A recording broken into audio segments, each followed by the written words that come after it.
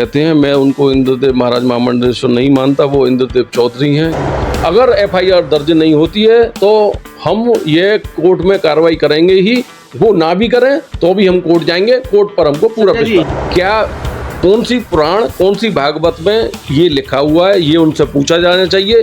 किस कैपेसिटी में कहा, तुमको बोलने का क्या अधिकार था व्यासपीठ से, ये उनसे पूछा जाना चाहिए। आप व्यासपीठ पर बैठकर भागवत क्यों नहीं करते हैं? आप इस प्रकार के अपने पुराणों को क्यों चलाते हैं? आपको इस प्रकार की कहने की हिम्मत कैसे पड़ जाती है? तो माफ़ी मांगने का एक क्रम चलता है, लोग माफ़ कर देते हैं, लेकिन ये अब निश्चित तौर पर हम कोर्ट तक जाएंगे, उनको कोर्ट तक घसीटेंगे, कोर्ट के गेट तक आएंगे। निश्चित तौर तक जब पहली बार ऐसे ही कोई महाराज आएंगे, उनको सजा मिलेगी, तो फिर आगे भविष्य में कोई भी व्यक्ति ऐसे कदम उठाने से 100 बार सोचेगा और उस पर लगाम लगेगी। नमस्कार, आप देख रहे हैं मथुरा समाचार।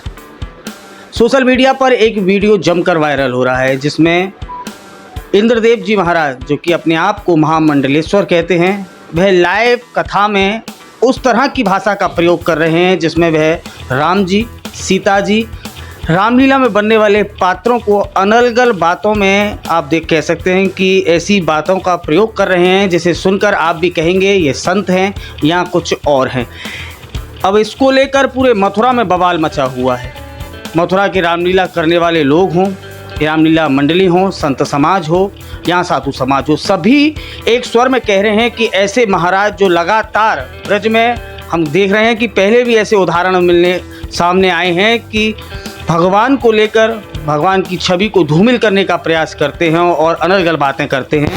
ऐसे लोगों पर कड़ी कार्रवाई होनी चाहिए। हमारे साथ आज मौजूद हैं संजय हरियाणा जी, जिन्होंने इस मुद्दे को लेकर कानूनी सलाह ली है और कार्रवाई करने की भी बात कही है। उनसे जानेंगे कि इस पूरे मुद्दे पर वह अपना क्या विचार रखते हैं और आगे वह इस मुद्दे को लेकर कहां तक जाएंगे।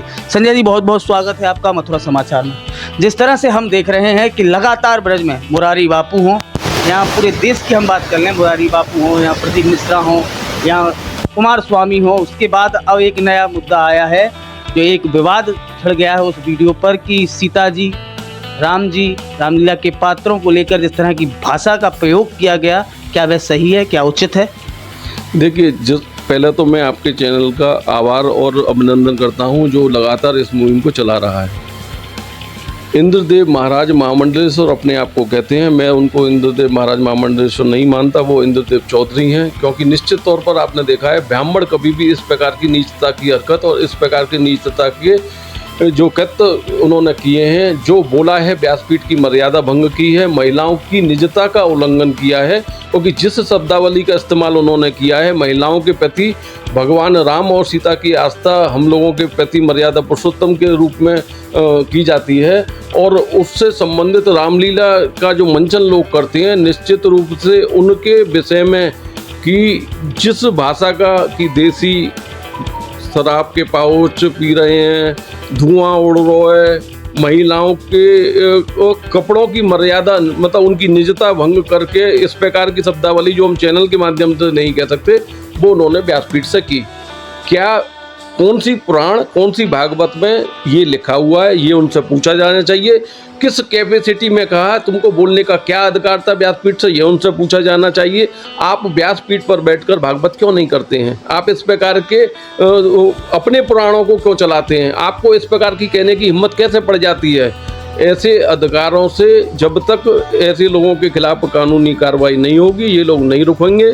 आपने पहले भी देखा, अनिरुद्धाचार्य महाराज वृंदावन ने भी ऐसा ही एक वाकया किया था, महिलाओं और सीता के माता के प्रति भी टिप्पणियां की थी, वृंदावन वासियों को निठल्ला, चोर, बेरोजगार तक बताया था, और फिर वो माफ़ी मांगने का एक क्रम चलता है, लोग माफ़ कर देते हैं, लेकिन ये अब निश्चित तौर पर हम कोर्ट तक जाएंगे, उनको कोर्ट तक घसीटेंगे, कोर्ट के गेट तक आएंगे। निश्चित तौर तक जब पहली बार ऐसे ही कोई महाराज आएंगे, उनको सजा मिलेगी, तो फिर आगे भविष्य में कोई भी व्यक्ति ऐसे कदम उठाने से 100 बार सोचेगा और उस पर लगाम लगेगी। अब इस मामले को लेकर वरिष्ठ पुलिस अधीक्षक से भी मिले हैं, क्या वार्ता रही और आपके मन में क्या लगता है कि क्या कार्रवाई होनी चाहिए? देखिए, मेरा मन इतना व्यतीत है क्योंकि हम ब्रजधाम में रहने वाले लोग हैं और रामलीला का मंचन यहाँ के लोग भारतवर्ष में करने जाते हैं। निश्चित रूप से आत्मा व्यथित है। पहले दिन ही इस वीडियो को संस्कार चैनल पर जो चला, बाकी सब चैनलों ने चलाया, उस पर देखा, समाचार चैनल पे भी आया और भी चैनलों पे मथुरा के लोगों ने प्रसारित किया।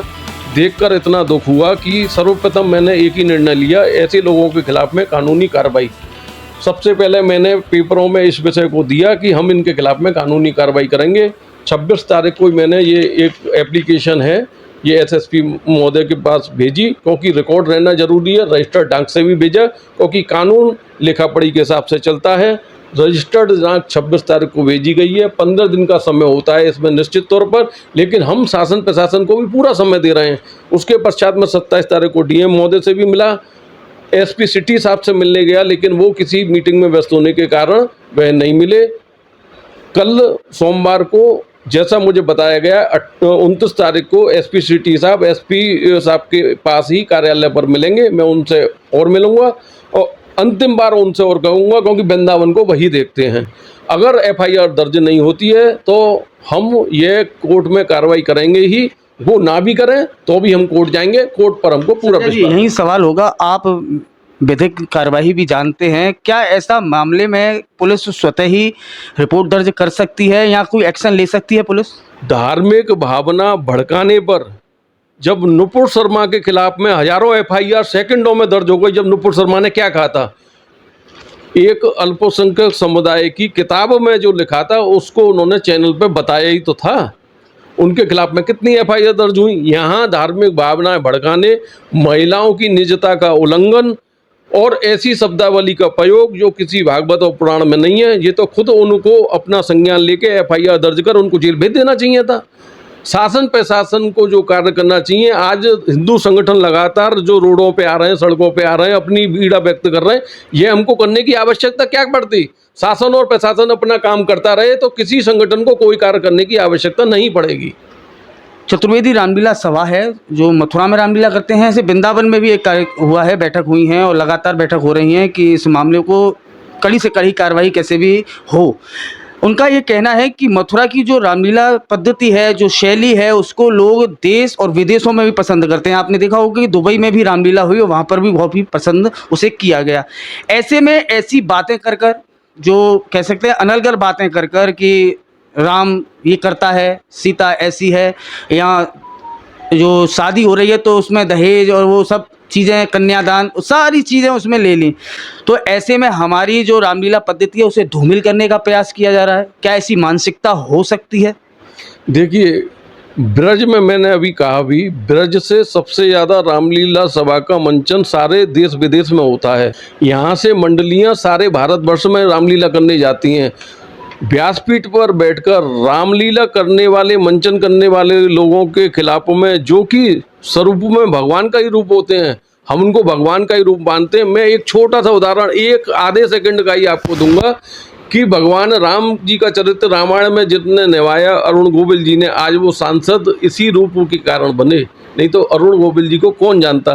तो रामलीला का मंचन करने वाले हमारे मथुरा के ब्रजवासी उसी रूप में रहते हैं। उनके खिलाफ इस प्रकार की टिप्पणी, जो हम भाषा का प्रयोग मैं आपके चैनल के माध्यम से भी नहीं कर सकता, जो उन्होंने किया है, मैंने सारी वो अक्षर से शब्द इस एप्लीकेशन में लिख के एक एक अक्षर जो उन्होंने बोला इसमें टाइप करा के भेजा है और यही कोर्ट में दाखिल होगा।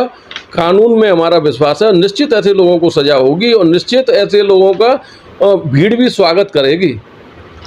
तो ये थे हमारे साथ संजय हरियाणा जी, जो कि विवाद चल रहा है और इस समय वो जो रामलीला करने वाले हैं, रामलीला मंडली हैं, उनमें आक्रोश है कि कहीं ना कहीं जो ये कहा गया है, ये मथुरा की पद्धति के लिए, रामलीला के लिए, भगवान के नाम के अपमान का बदला जरूर होना चाहिए। कई संगठन हैं लगातार प्रदर्शन कर रहे हैं। आज वृंदावन में भी प्रदर्शन किया गया, मथुरा में भी बैठकें हो रही हैं और इस मुद्दे पर लगातार लोग यही कह रहे हैं कि कैसे भी हो, ऐसे कथावाचकों पर, जो कि कह सकते हैं ठाकुर जी के नाम को लेकर अपनी टीआरपी बढ़ाने का काम करते हैं, ऐसे लोगों पर कार्रवाई होनी चाहिए। मथुरा समाचार के लिए अपनी सहयोगी के साथ मैं श्याम मोनू चतुर्वेदी।